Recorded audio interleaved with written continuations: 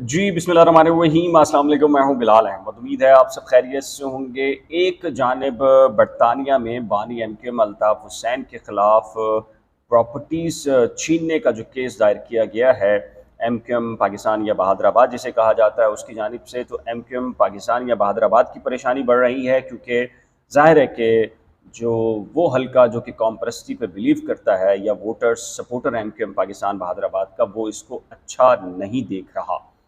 दूसरा एक इशू ये है एमकेएम पाकिस्तान या बहादराबाद जिसे कहा जाता है कि पाकिस्तान पीपल्स पार्टी का साथ दिया, शहबाज शरीफ का साथ दिया और इमरान खान की हुकूमत का तख्ता उल्टा, या खुद वो बाहिर हुए और इमरान खान की हुकूमत जो है वो गिर गई, गिरा दिया गया। किसने गिराया सब पता है, सबको पता है। उसके बाद जो गारंटीज़ दी गई थी गारंटर्स की जानिब से, शहबाज शरीफ प्राइम मिनिस्टर बन गए, मौलाना फजलुर रहमान साहब गारंटर से, और मुआहदा हुआ था आसिफ अली जरदारी साहब से। मुआहदे का एक मेन जो नुक्ता था सारी चीज़ों के अलावा, वो ये था कि जी शहरी सिंध के अंदर जो बल्दियाती निज़ाम होगा उसमें उसको बाख्तियार बनाने के लिए पाकिस्तान पीपल्स पार्टी हर एक वो मुतालबा जो कि एमकेएम पाकिस्तान का होगा उसको तस्लीम करेगी। और इस पर फिर एक कमेटी बना दी गई, मुर्तज़ा वहाब, नासिर हुसैन, सईद गनी और दीगर जो पाकिस्तान पीपल्स पार्टी की तरफ से थे, इधर से एमकेएम की तरफ से एक पूरा के पूरा वफ़द था। लेकिन अब ये पता चल रहा है कि जी वो जो मुआहदा था और जो गारंटर्स थे, ना गारंटर्स काम आ रहे हैं और ना ही जिनके माबैन मुआहदा हुआ था वो काम आ रहे हैं।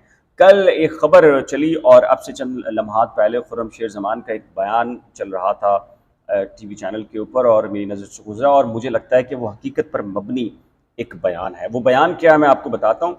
लेकिन कल एक ख़बर एमकेएम पाकिस्तान के ज़राए से चलाई गई या चली कि जी आसिफ अली जरदारी से उनकी एक मुलाकात होने जा रही है, और उस मुलाकात में जो वादे वईद किए गए थे इन दो गारंटर्स शहबाज शरीफ और मौलाना फजलुर रहमान की निगरानी के अंदर आसिफ अली जरदारी से जो मुआहदा हुआ था, उन पर अमल दरामद के लिए आसिफ अली जरदारी से एमकेएम पाकिस्तान का वफ़द जो है वो मुलाकात करने जा रहा है।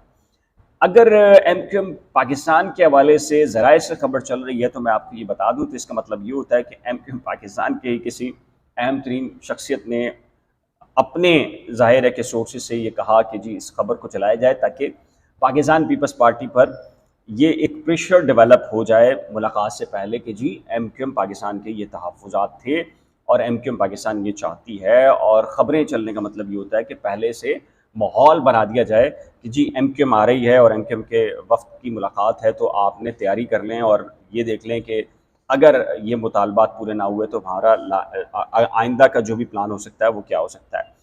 लेकिन हकीकत ये है कि खुर्रम शेर ज़मान ने अब से चंद लम्हात पहले जो बयान दिया है वो बड़ा ही हकीकत पर मबनी है। ऐन मुमकिन है कि एमकेएम के दोस्तों को बुरा लगेगा, लेकिन खुर्रम शेर ज़मान ने बिल्कुल ठीक कहा है। आसिफ अली जरदारी उनसे वादे पूरे करने वाले नहीं हैं। ये गैर फितरी सा इत्तेहाद, ये गैर फितरी सा एक मुआहदा है एमकेएम पाकिस्तान जो पीपल्स पार्टी या फिर एमकेएम के माबैन है। कभी भी चूँकि ज़ाहिर है कि शहरी सिंध और दही सिंध के दरमियान हमेशा से एक चक्लिश रही है अख्तियारात की। एमकेएम जब इक़्तिदार में पावर के अंदर थी और तमाम तर मामलात वफ़ाक़ के ज़रिए एमकेएम के पास से, तो दही सिंध की शिकायत थी, आज शहरी सिंध की दही सिंध से शिकायत हैं। तो ये गैर फितरी किस्म का एक इत्तेहाद है और मुआहदा है, इस पर नहीं होना। और जिस वक्त की मुआहदा हो रहा था उस वक्त हमने भी ये कहा था, फ़ारूक समी हो, अरमान साबिर हो, मैंने भी कहा था कि इस तरह की चीज़ जो है वो कभी भी काबिल अमल हमने माज़ी में नहीं देखी। तो अब ऐसा ऐसा क्या हुआ है, पीपल्स पार्टी की ऐसी ज़रूरत क्या पेश आई है कि वो इन वादों के ऊपर अमल दरामद करेगी, और बिल्कुल वैसे ही हुआ है। 3 रुकनी कमेटी इधर से, 3 रुकनी उधर से, मुज़ाकरात होते गए, लेकिन सब कुछ होने के बावजूद जो 49 लॉज़ ऐसे हैं, यानी कि लॉज़ का मतलब ये कि 49 ऐसे इदारे हैं सिंध हुकूमत के अंडर में इस वक्त जो कि जाने हैं वापस बल्दियाती सिस्टम के अंदर। और बल्दियाती सिस्टम में कितने जा रहे हैं? 4 से 5 पीपल्स पार्टी तैयार हुई है। 4 से 5 डिपार्टमेंट देकर पाकिस्तान पीपल्स पार्टी ये कह रही है कि जी इनफ हो गया, बस काफ़ी है। और कहने वाले कहते हैं कि एमकेएम पाकिस्तान भी कह रही है कि चलें ठीक है, जितने सही उतने ही काफ़ी है। लेकिन एमकेएम पाकिस्तान में बहुत सारे लोग ऐसे भी हैं जो कहते हैं कि नहीं, अगर आज ये अख्तियारात नहीं लिए गए तो फिर भूल जाएं कि कभी ये अख्तियारात मिलेंगे, और अगर आज ये बल्दियाती निज़ाम अगर नहीं आया तो फिर भूल जाएं कि कभी बल्दियाती निज़ाम आएगा।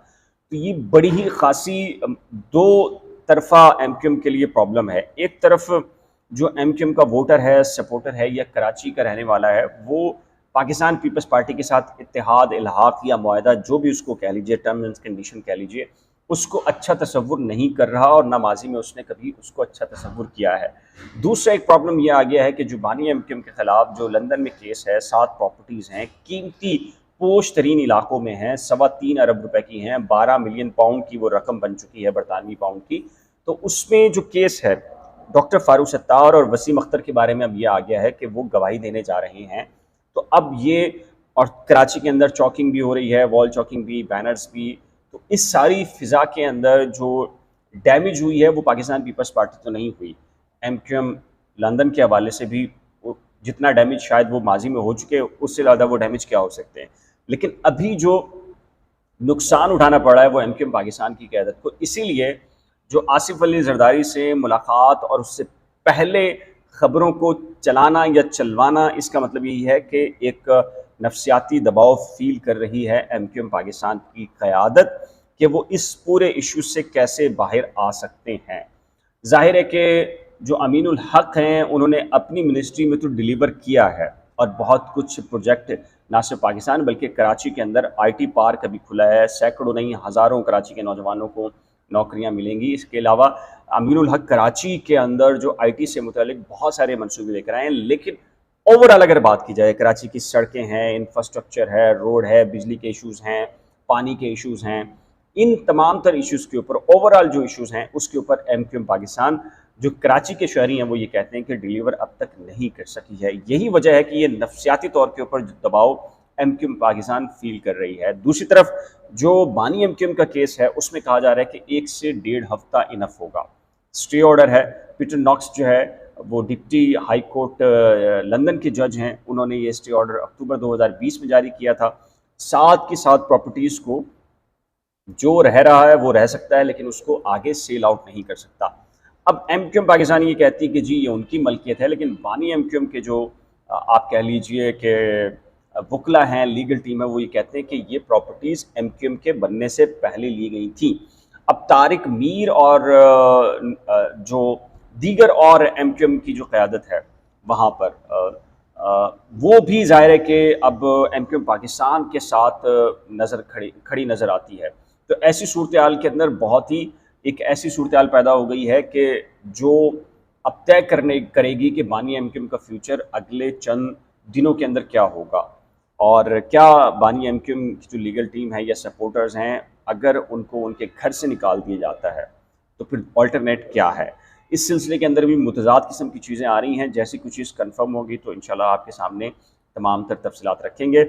इस व्लॉग के सिलसिले में आज जो बनाया है, आपकी राय क्या है, आप क्या महसूस करते हैं, नीचे दिए गए कमेंट सेक्शन में अपनी कीमती राय का इज़हार ज़रूर कीजिएगा। एक नए व्लॉग के साथ जल्द मिलेंगे, लेकिन जाने से पहले एक रिक्वेस्ट है कि अगर आपने करंट अफेयर्स विद बिलाल या नई खोज में से किसी एक को भी सब्सक्राइब नहीं किया तो बराए करम सब्सक्राइब करके शेयर, लाइक और बेल आइकन पर लाज़िम प्रेस कीजिएगा। खुदा हाफिज़।